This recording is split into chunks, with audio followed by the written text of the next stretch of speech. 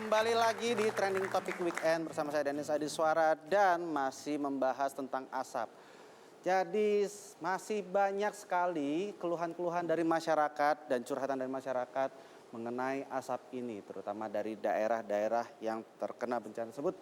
Seperti dari @yuda_prawinata, Pak Presiden Jokowi, tolong kami, sekarang jalanan hilang, besok kami yang hilang lagi karena asap. Hashtag melawan asap, hashtag Save Riau. Agak-agak menyindir, tapi lumayan lucu sih sebenarnya. Lalu ada, halo Pak Jokowi, tolong diperhatikan kami yang ada di Sumut. Sudah sesak napas karena banyak asap. Mohon tindakan lebih lanjut Pak. Lalu dari Anggun SR, kami terpapar asap sudah lama. Mana perhatian pemerintah? Apa bantuan selama ini untuk kami yang terpapar asap? Tolong perhatikan kami Pak Jokowi. Dan dari Dedi, Pak Jokowi, tolong bantuannya untuk kami warga Riau. Kami sudah tidak bisa bernafas dengan baik karena kabut asap yang makin tebal. Rakyat sudah berteriak lewat Twitter. Bagaimana Maria? Iya itu Pak Ahmad, banyak yang masih teriak-teriak di Twitter. Sebenarnya banyak juga masyarakat yang mungkin belum merasakan efek ya dari bantuan yang diberikan pemerintah. Apakah memang sudah sepenuhnya disebar ini Pak? Apakah memang sudah sepenuhnya dipastikan bahwa diterima oleh masyarakat dengan baik? Ya. Sedikit Pak jawabannya. Kita harus tahu bahwa pemerintah itu ada dari bawah ya. Dari tingkat RT, kelurahan, kecamatan itu ada semua. Itu sampai dengan tingkat kementerian. Tentunya distribusi itu kita dorong ke mereka. Oke. Di sanalah kemudian distribusi itu sampai end user dilakukan. Kita menyadari sepenuhnya bahwa mungkin masih ada juga yang belum terjangkau oleh itu. Oleh karena itu peran-peran dari teman-teman yang lain, peran-peran dari LSM, peran-peran dari seluruh potensi masyarakat yang ada ini menjadi mutlak. Oke. Masalah ini tidak mungkin kita selesaikan sendiri, harus Setuju. bersama-sama. Setuju. Harus bersama-sama. Nah, harus bersama-sama ini mungkin ditemani juga salah satunya Ya. oleh organisasi muda ya, yaitu SII atau SHIP International Indonesia. Dan Raden Icu di sini merupakan direktur kontribusi sosialnya. Mbak Icu sejak kapan dan sudah berapa lama membantu teman-teman yang terpapar kabut asap di Kalimantan dan Sumatera? Program ini diinisiasi secara resmi secara nasional di tanggal 6 Oktober 2015 lalu, tapi sebelumnya di 1-2 bulan sebelumnya kami sudah membantu teman-teman yang bergerak lebih dulu. Oke. Yang menginspirasi kami sebenarnya dari PCMI Riau, Purnacaraka Muda Indonesia yang ada di Riau, Ikatan Asosiasi Alumni Program Pemuda Antar Negara juga. Mereka menjadi korban, tapi mereka juga melakukan kontribusi sosial. Mereka mengajak banyak orang untuk bisa terlibat mengumpulkan donasi, kemudian mendistribusikannya ke daerah-daerah yang belum terjangkau, gitu. Karena masker N95 sendiri sulit untuk didapatkan di beberapa daerah. Sesulit itu ya? Menurut teman-teman ya, Oke. ya seperti itu.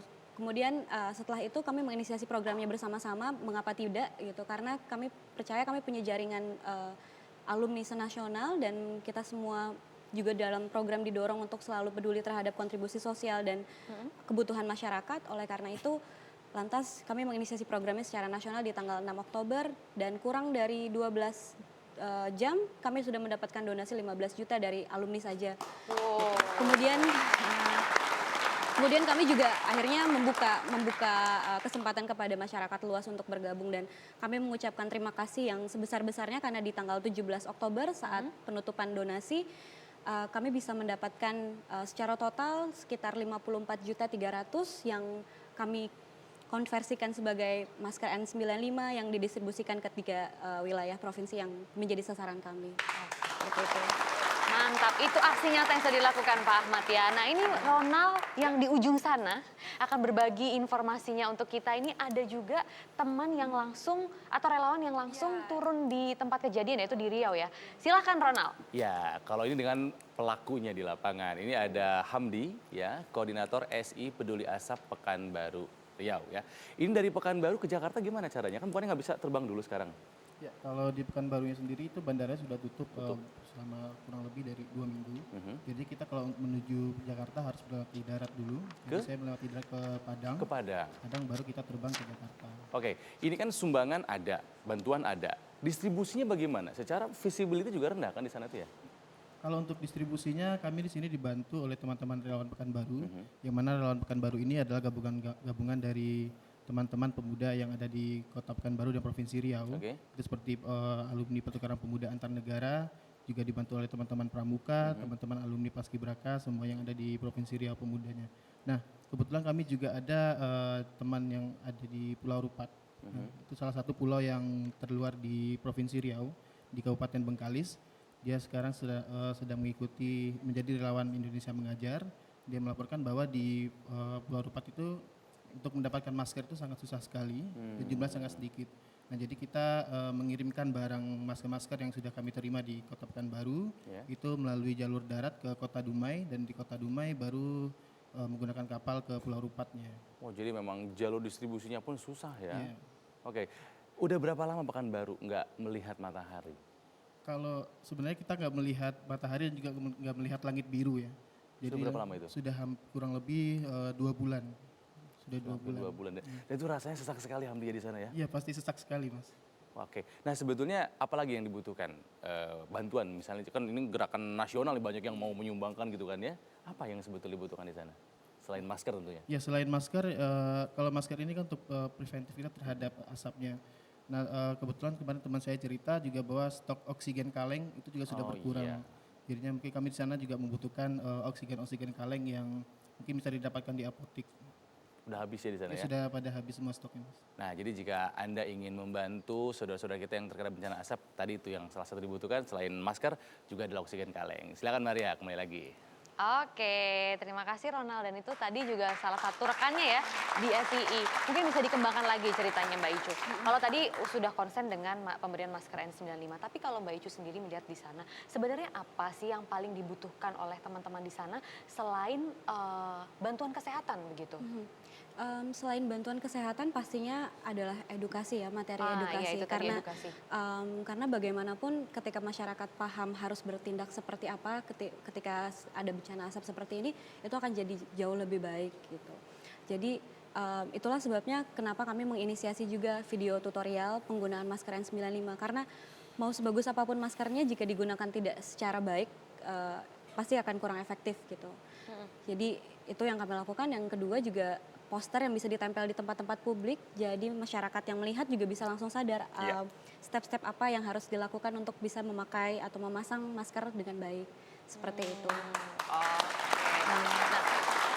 Tapi untuk itu tadi edukasi yang diberikan dari beberapa organisasi. Nah, kalau dari Kementerian Kesehatan sendiri, apakah juga sudah memberikan edukasi serupa untuk masyarakat-masyarakat di sana selain bantuan kesehatan nih? Oh iya, ada satu fungsi yang memang diemban yaitu pusat promosi kesehatan. Ini sudah pasti akan turun dari awal dan mereka sudah memiliki mobil unit juga yang kemudian bekerja di lapangan menyampaikan itu semua. Kemudian kita memanfaatkan media, TV lokal, radio lokal, media dan sebagainya. Ini selalu kita lakukan. Dan semua unit pelaksana fungsi kesehatan itu mengemban fungsi promosi. Jadi semua fungsi promosi itu juga kita laksanakan. Oleh karena itu inilah pentingnya kenapa kemudian menjadi kekuatan kita di dalam upaya perlindungan, dalam upaya pengurangan risiko. Fokus kita harus tetap pada orang yang sehat ini jangan sampai sakit. Setuju. Kalau yang sakit sudah jelas ada Itu standar. akan ada penanggulangannya juga ya. standar. Oke, kembali lagi ke Mbak Icu. Mbak Icu, itu tadi kalau dari sisi kesehatan ada edukasi juga, tapi mungkin ada sisi sosial lain yang dilakukan. Misalnya kan di sana anak-anak ini kasihan, sudah lama tidak merasakan matahari, tidak bermain dengan normal. Ada nggak sih yang dilakukan oleh SI untuk menghibur mereka? Yang sejauh ini SI lakukan adalah ketika sosialisasi, teman-teman PIC daerah seperti Bang Hamdi tadi yang dari Riau, itu mendirikan posko-posko kecil. Jadi di situ mereka mensosialisasikan bagaimana cara pemasangan masker yang baik dan benar kepada anak-anak SD terutama. Kemudian juga sambil memberikan edutainment, katakanlah seperti itu. Jadi sejauh itu yang kami dapat lakukan gitu, dan itulah yang bisa kami berikan kepada teman-teman di daerah. Baik, itu juga sudah langkah yang besar yang dilakukan, harusnya lebih banyak lagi organisasi-organisasi atau tidak hanya organisasi, individu-individu ini juga dapat membantu mengenai permasalahan kabut asap yang sudah melanda negeri kita selama lebih dari 3 bulan. Intinya kita tidak bisa menunggu penanganan pemerintah saja ya Pak Ahmad ya. Harus ada aksi-aksi lain yang kita lakukan seperti misalnya dengan kecil memberikan sumbangan. Sudah ada berbagai rekening yang tersebar untuk membantu penderita kabut asap di sana. Kemudian juga paling tidak kita juga bisa berdoa dan memberikan apa ya istilahnya harapan dan juga keinginan-keinginan kita semua bersama senantiasa agar Indonesia terbebas dari kabut asap. Tahun ini selesai, tahun depan tidak ada lagi. Setuju? Intinya sekarang kita semua harus sama-sama bergerak. Mari gerak untuk menangani kabut asap ini. Baik, pemirsa, nantinya kita masih akan membahas informasi-informasi menarik lain. Juga ada video-video menarik, memes-memes menarik di Trending Topic. Untuk itu, jangan kemana-mana.